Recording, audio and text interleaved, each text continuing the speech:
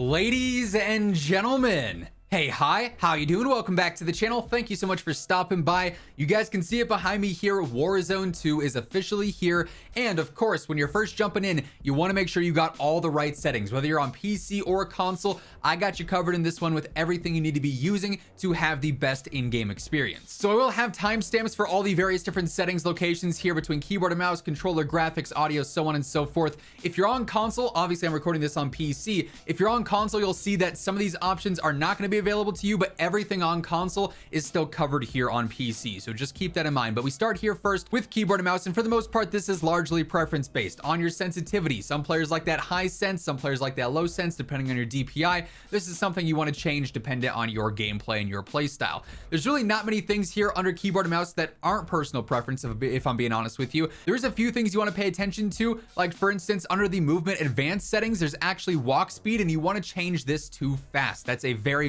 important part of the settings here, where you can actually move faster in game just based off your walk speed. Outside of that, I mean, keybinds, everything else here is very much so preference based. You can actually go through though in your settings and search for stuff though. You can see above the face cam there, I can search for that walk speed if I wanted to, and it takes me right to that. So if you're looking for a specific setting on keyboard and mouse, or any setting in particular, just keep in mind you can go into that search feature for that to make that nice and easy. Also, if you're searching for the best possible deal on G Fuel, COD WARZONE has you covered.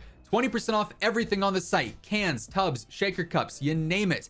COD WARZONE has you covered. 30% off new products as well when they first drop. So if you guys want to get anything in time for the holidays here, or if you're just trying to stock up for the grind between MW2, Warzone 2, and DMZ, feel free to throw in code Immortal at checkout. Link for that will be down in the description below. Now, as we get into the controller settings here, this is obviously applicable if you're playing on console or PC with a controller. First things first, I like changing my button layout to tactical because I've been using this for years and years and years now. So this is what works for me, but there are so many different options here, including custom options where you can actually remap any button on your controller to something else. So that's definitely something to look into. This though is a lot more dependent on what you think is useful. I think tactical for drop shotting in this game is especially nice. I don't flip anything, that's not necessary. I leave the default stick layout. Turn off vibration, turn off the trigger effects. It's just gonna mess with your gameplay. Cool for immersion, sure, but not useful in a competitive setting. Now, sensitivity we've talked a lot about on the channel. We'll talk more on it a bit later on into the video once we get into the advanced section of controller here, but I play on a staggered sensitivity, meaning I have a faster horizontal sense versus a slightly slower vertical sense, because vertical is a lot less movement required, horizontal is a lot more, and with all the way up to 20 here for that max sense, you wanna find that nice medium ground. Too slow means that up close you're not going to be able to keep up with enemies moving fast. Too fast means that at long range you're going to be making too extreme of movements to, you know, stay on target with enemies. So to me, a 9.8 is a solid, you know, middle point here, and a solid middle ground, if you will. 10.9 would also work. You could even go like some of the pros play on 10.6, which is kind of crazy. I think Celium plays on that, which is absolutely cracked out. But I would always stagger that a little bit, and then also play on like that medium area sensitivity. For the sensitivity multiplier here, I don't change anything for the vehicles or the third person mode. Vehicle aim access, I also keep this as standard. I don't play like with any of these. None of these I want inverted, so I don't mess with that stuff. Aim down sight behavior is hold, that's pretty standard. Change zoom shared input, I leave this on the default of sprint, tac sprint, and focus. For auto sprint, I use automatic tac sprint. That's just what works well for my controller. You don't gotta bust your thumbstick that way. It does get you caught sometimes in this game, which is a little bit more camper friendly. It is what it is. You just gotta learn to adjust your play style around that. But honestly, I wouldn't have this on off. It'd be auto sprint or auto tac sprint. Now, equipment behavior, I have that on hold. That's pretty standard for COD. My mount is ADS plus melee because that's what works well for me. You could change that if you're more comfortable with a different setting. Interact and reload behavior is an important one here. So for multiplayer, you absolutely would want prioritize reload, right? In Warzone, prioritize interact will make it so that if you want to pick up a gun, if you want to open a chest, if you want to open a different world environment thing like a register or a safe or whatever, if you want to enter a vehicle, anything like that, you just have to tap your interact button once, whether that is square, circle, whatever the case may be. So that's super convenient. Or your reload would be holding. So for fast looting, for easy, quick navigation, you want to have prioritize interact. Keep in mind though, you might accidentally pick up some weapons here and there because this is not a perfect setting. It's kind of flawed and messes up. Also, another super important one, armor plate behavior. You want this on apply all, so you can start that once on a button to put in all your armor plates and then stop it if you need by YYing or by sprinting out, right? But having this on apply 1 is just going to make your gameplay a little bit slower and you easier to kill ultimately. By the way, as we are going through all this, if you guys are new to the channel, around 57% of viewers watching are not already subscribed. So if that's you, feel free to hit that subscribe button. Join us on the road to 900,000 subscribers. We're trying to get there before the end of the month, and every single day I got you guys covered with everything going on in COD. News, updates, class setups, loadouts, tips, you name it, you are going to find it right here, so you can guarantee you're always up to date. Also, if you guys enjoyed this video, if you find it helpful, let me know by dropping a like on it. It would be seriously appreciated. Let's try and aim for 4,000 likes on this one. Bit of a higher like goal, but y'all have been crushing it with the support, so I do seriously appreciate that. Moving on into advanced here, target aim assist you have on. Aim assist type before this, I would have said Black Ops. It was super broken in multiplayer. It seems like they changed it with this update, so I'm back on default now. I turn all this gyro stuff off because it's not going to be helping your standard controller aim whatsoever, so don't even mess with any of this stuff. Aim response curve type, I've got this on dynamic. That's what all the pros are using. It's going to be the smoothest for your thumbsticks and feel the most responsive and snappy. I have instant on my transition timing for this, and then for my aim sensitivity, this is also very important. I've gone through and adjusted these depending on the zoom. Now, if you want these fine-tuned decimal amounts like 0.83, you have to plug in a keyboard and type it in that way. Otherwise, you're going to be stuck on 5 increments, so 85, 90, 95, so on and so forth. But for some low zooms, I go a little bit lower.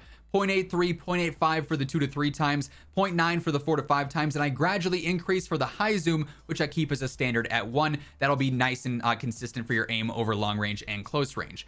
Now, dead zone, I always want to reiterate this. This is different for every single controller. Do not copy my settings because they will not be perfect for your settings. You have to test this with your own controller to see if you have stick drift. I have very minimal on this current controller, so I'm at 0.6, but you're gonna have to change the left stick min and the right stick min depending on your stick drift. Don't copy off of someone else, it won't work. One thing you do want to change down universally is your left trigger and your right trigger input. Turn that all the way down to 0. Auto move forward, I do not want that on. Tack sprint behavior, I have mine on double tap, but I have ATS.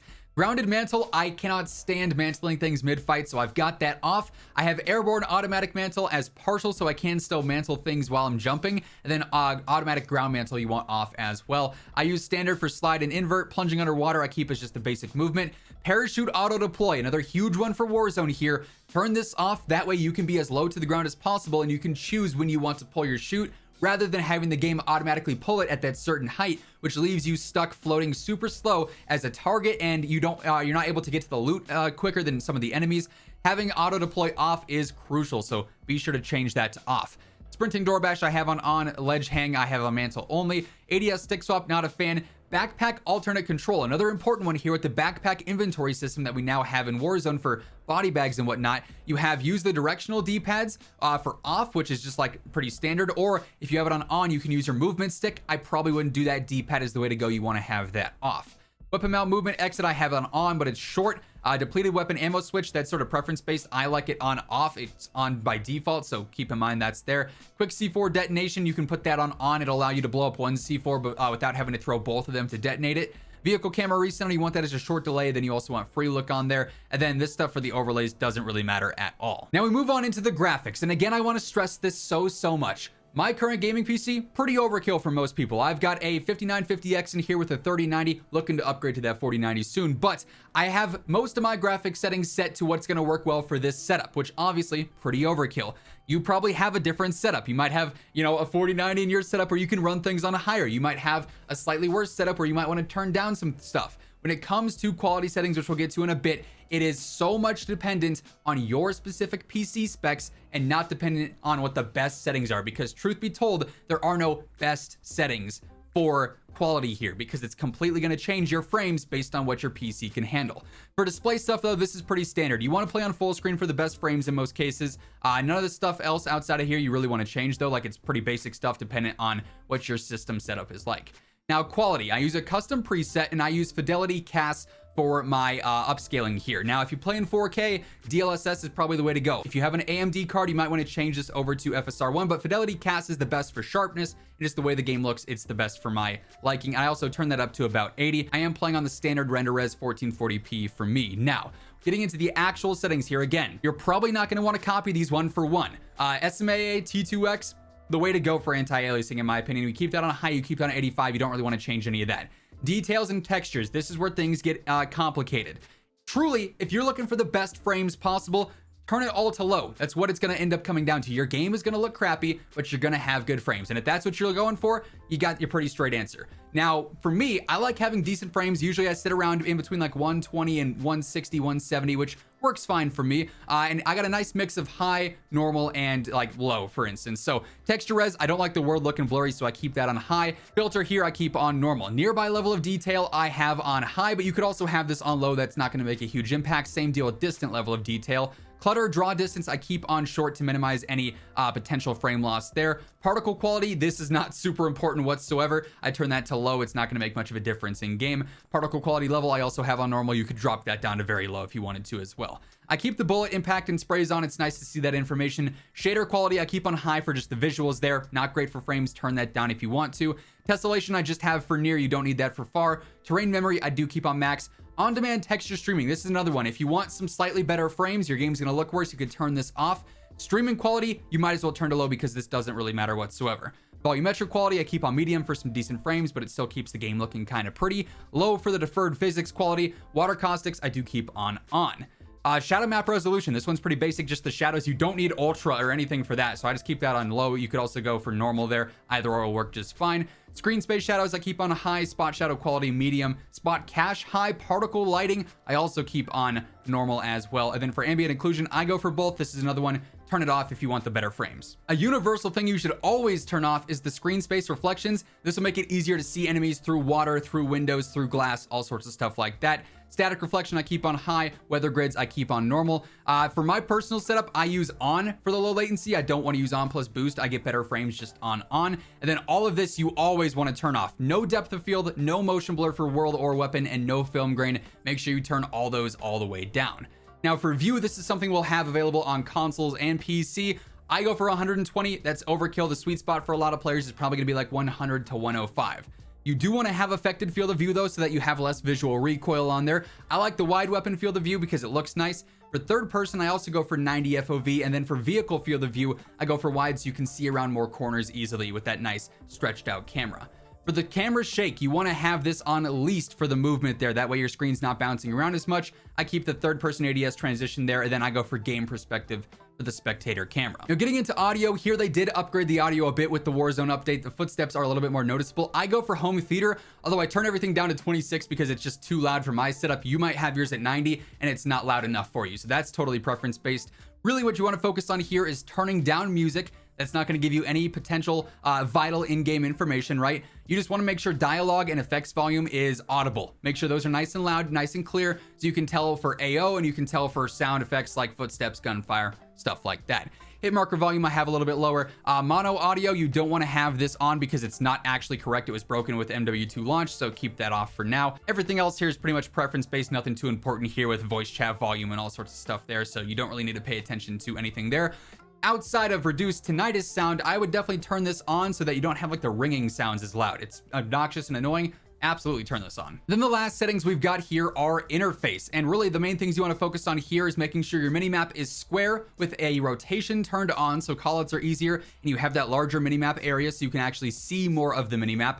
Then also you want to go into your telemetry here and if possible, turn on your FPS counter, turn on your server latency, and turn on your packet loss. That way you can see if you're seeing any potential hitches in game with your frames, if you're lagging with your latency, or if it's on the server side with packet loss. Those are three very important things to turn on there. Outside of that, everything else is pretty much just preference based. Skip that introduction movie, boot up your game faster, but yeah, nothing too important here. And that essentially covers all the main settings here for MW2. Obviously console for quality here will have some alternative options for filtering your game. You can definitely go through and change those settings based on what you think looks the best for you. A lot of players like the second filter option, it seems like, with the higher saturation, so you can go through and change that, but universally these are the main things you want to be running across the board. That is going to wrap things up for this one though. If you guys enjoyed, let me know by dropping a like on the video, and if you're new to the channel, feel free to hit that subscribe button, turn on those post notifications. But once again, thank you so much for tuning in, and until next time, take it easy, have an awesome rest of your day. I'll catch you guys later. Peace out.